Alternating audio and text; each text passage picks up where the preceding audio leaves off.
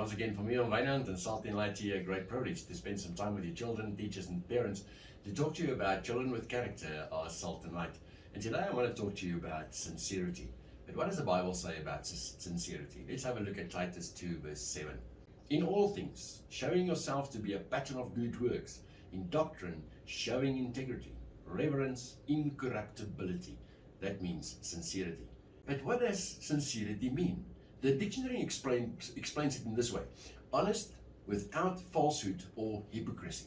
Synonyms for sincerity are, for example, honesty, authenticity, truth, integrity, reliability, righteousness. And not everyone in the world is always sincere. Let's have a look at an example of apples. The first apple is a fake apple. It looks like an apple, and it may be more beautiful than the real apple because it does not have bruises or discolorants. But it's not a real apple. It cannot be eaten, and if it comes to nutritional value, it is totally worthless. It will not feed you, and it will not fill your tummy, and it will not let you grow. The second apple is a real apple.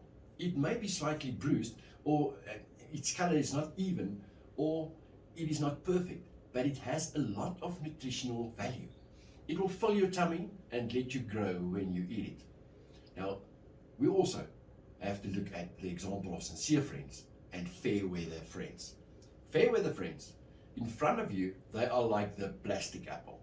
They look beautiful and genuine, but behind your back, they are empty without any nutritional value. You cannot depend on them, and if you have problems, they are nowhere to be found. They gossip behind your back and make your heart feel empty. Sincere friends, however, have nutritional value. They make your heart full of love and care. They care and carry your burdens and problems with you. If your heart is hurt, they support you. What kind of friend are you? Are you the true apple friend, or are you the fake fair weather friend? Do you love your friends and enemies with a fervent, pure heart? Like the Bible says in 1 Peter 1 verse 22, love one another fervently with a pure heart. We need to be sincere with everyone. We cannot only be sincere with our friends. We must also be sincere with our enemies and people who are not our friends. We must always be sincere in everything we do with everyone we encounter. We must not be imitation apples. This is what Jesus did. He was always honest and sincere. He did not pretend that he was kind to people and gossiped about them behind their backs. We must strive to be sincere friends as Jesus was when he was here on earth. Your sincerity is the salt of the earth and the light of the world. Be sincere to be salt of the earth. We all need good friends, and you can have a big influence on one person by just being right where you are, salt for that person's hurt and sadness. You can bring healing to your friends' hurting hearts and wounds. Go and shine your light, especially in your friends' dark moments. We can, with sincerity, begin to make a difference in everyone's lives around us. Good friendships can last a lifetime and can last forever until we see each other again in heaven. My dear friends, children with character, with sincerity, pray together. Let's pray. Father God, thank you for giving me a spirit of sincerity. Please help me to love my friends and enemies with a fervent, pure heart. I would like to be a friend who makes a difference in someone's life. I do not want to be like a fake apple, but rather always be honest and sincere. Please also give me sincere friends who will forever and always make a difference with me in this world. In the name of Jesus, amen. My dear friends, I had a wonderful time with you, Salt and Light here as well, and to talk to you about children with character are salt and light. And remember, we need to be sincere friends. We need to have a good character of sincerity. Go and shine your light out there. Go and be in the salt and light of the earth with sincerity. Looking forward to spend some time with you again.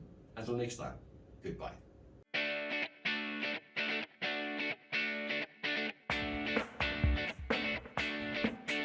Turn back to the Lord, turn back.